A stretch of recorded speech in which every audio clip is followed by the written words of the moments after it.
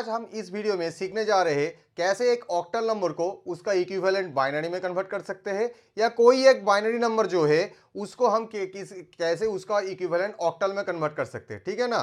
तो क्या क्या सीखेंगे, तो चलो पहले हम सीखेंगे क्या एक बाइनरी नंबर है उसका इक्विवेलेंट ऑक्टल नंबर मतलब कैसे हम यहाँ पे बना सकते हैं। ठीक है, तो हम क्या कर रहे हैं यहाँ पे, हम यहाँ पे क्या कर रहे हैं, एक बाइनरी नंबर को उसका इक्विवेलेंट ऑक्टल में हम कन्वर्ट करेंगे। ठीक है, तो मान लो कि यहाँ पे कोई भी एक नंबर है, जैसे मान लो कि यहाँ पे 110110111 ऐसे करके बेस 2 पूछा जा रहा है, इसका इक्विवेलेंट यहाँ पे ऑक्टल नंबर कितना है। ठीक है, तो कैसे करेंगे, तो हम क्या करेंगे, इसको फिर से हम लिख लेते हैं। चलो क्या किया, 1101111, ठीक है, ऐसे लिख लिया।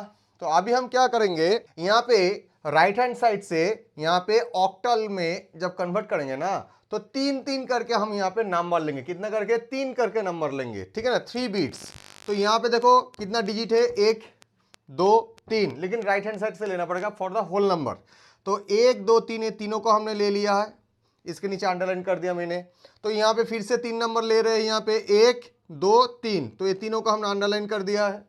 तो यहाँ पे देखो क्या हो रहा है, 1 2 3 तो डिजिट नहीं है यहाँ पे, तो कैसे हम इसको 3 बनाए, तो हम क्या करेंगे, तब इसका लेफ्ट साइड में जाके हम यहाँ पे 0 लगा देंगे, क्योंकि देखो लेफ्ट 0 का वैल्यू मतलब अहमियत कुछ नहीं होता है होल नंबर के लिए। ठीक है ना, हम जितना भी बिठा ले उसका वैल्यू परिवर्तन नहीं होता है।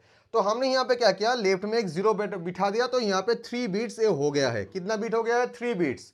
तो अभी हम क्या करेंगे, ये जो यहाँ पे बाइनरी निकला है ना, ये जो 3 बीट कर करके उसका हम वैल्यू निकालेंगे। ठीक है ना, मान लो कि इसका हम नाम दे देते हैं x, इसका नाम दे देते हैं y, इसका नाम देते हैं z। तो x में क्या है हम देखते हैं, चलो x में है यहाँ पे 0 1 1। तो चलो इसका वैल्यू कैसे निकलते हैं देखते हैं। तो देखो हम यहाँ पे 2 से इसको मल्टीप्लाई कर देते हैं, जैसे हम वहाँ पे बाइनरी नंबर से उसका इक्विवेलेंट डेसिमल नंबर में कैसे कन्वर्ट करते थे, जो सिखाया था वही प्रोसेस यहाँ पे लगाएंगे। तो यहाँ पे क्या करेंगे, 0 1 2 ऐसे लगा दिया।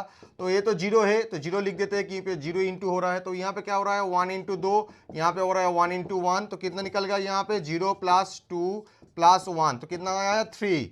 तो यहाँ पे हम क्या करेंगे, ये जो यहाँ पे है इसके जगह हम क्या लिख देंगे, यहाँ पे 3, और इसका भी देखो वैल्यू यहाँ पे 3 है, तो 3, इसका भी वैल्यू 3 निकल गया है। तो ये जो उत्तर निकला है ये है, ये जो डेसिमल सॉरी ये जो बाइनरी नंबर है उसका इक्विवेलेंट ऑक्टल नंबर है। ठीक है, तो कैसे करेंगे, यहाँ पे राइट हैंड साइड से 3 3 करके हम उसका डिजिट लेंगे, और उसका इक्विवेलेंट जो वैल्यू होता है उसका ऑक्टल में, वो हम यहाँ पे कैलकुलेशन करके निकालेंगे। ठीक है ना।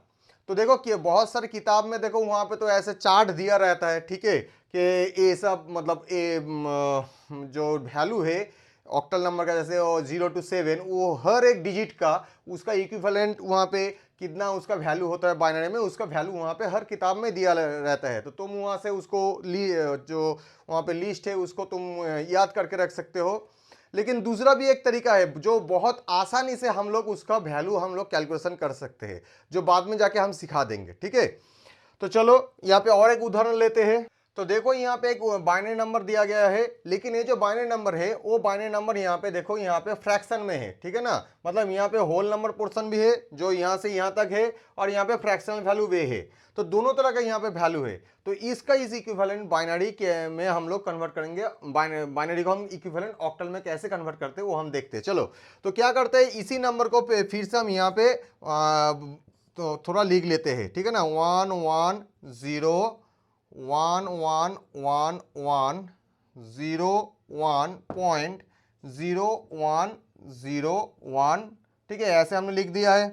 तो अभी तो ये तो अभी बाइनरी में है, इसका हम इक्विवेलेंट क्या करेंगे, ऑक्टल में हम इसको कैलकुलेशन करेंगे। लेकिन कैसे करेंगे, देखो पहले भी सिखाया था, जब यहाँ पे होल नंबर का बारी आता है तो हम क्या करेंगे, यहाँ पे 3 3 करके बीट या 3 3 करके डिजिट को हम ले लेंगे।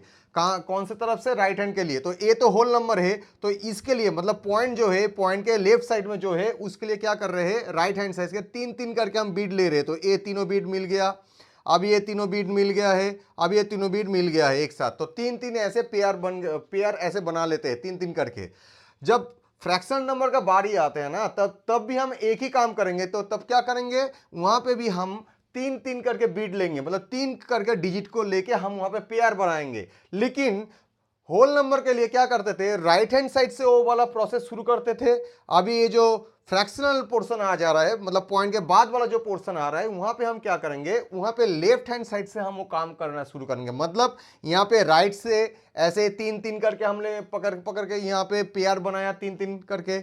यहाँ पे हम क्या करेंगे, लेफ्ट हैंड साइड से, मतलब यहां से शुरू करेंगे तीन पेयर बनाना। तो कितना हुआ, 1 2 3, तो ये तीनों मिला के एक पेयर बन गया है। तो ये लेफ्ट हैंड साइड से हम इसको शुरू करना पड़ेगा, ठीक है। तो अभी देखो यहाँ पे सिर्फ 1 बचा रहा है, तो इसका तो पेयर नहीं बन रहा है, तीनों डिजिट नहीं है। तो क्या करेंगे, राइट हैंड साइड में यहाँ पे 0 लगा देंगे। तो कितना हो गया, 3 पेयर हो गया है, ठीक है।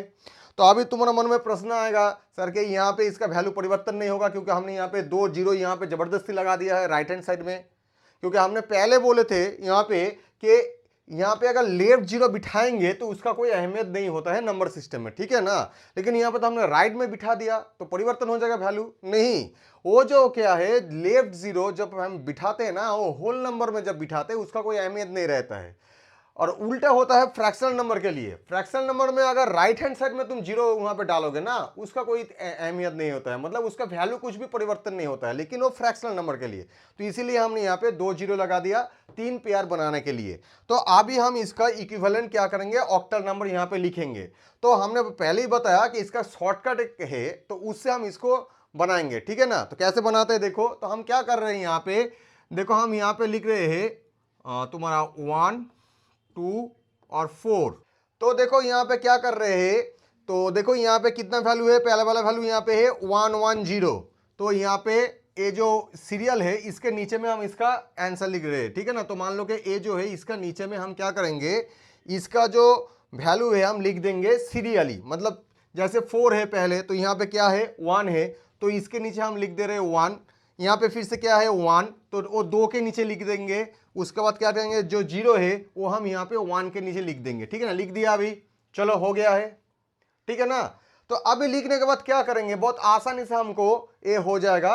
वो तुम्हारा जो लिस्ट किताब में दिया गया है वो इक्विवेलेंट ऑक्टल नंबर का, उसको भी रटने का या याद रखने का भी जरूरत नहीं है। देखो यहाँ पे कहाँ पर जहां जहां पे 1 आया ना, उसका इक्विवेलेंट क्या है, ऊपर में देखो 4 है और 2 है। जहां जहां पे 1 आया है उसका इक्विवेलेंट जो यहाँ पे नंबर दिया गया ना, उस नंबर को हम यहाँ पे क्या करेंगे, एडिशन करते जाएंगे, ठीक है।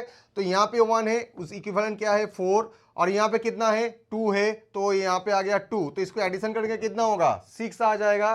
तो इसके जगह में हम क्या लिख देंगे, इसका जगह में हम क्या करेंगे 6 लिख देंगे। कितना लिख देंगे, 6 लिख देंगे, ठीक है। चलो अभी इसको भी हम यहाँ पे कन्वर्ट करके देखते हैं। चलो यहाँ पे कितना आया, यहाँ पे 1 1 1। तो क्या किया, यहाँ पे 1 1 1, तीनों में 1 लिख दिया हमने।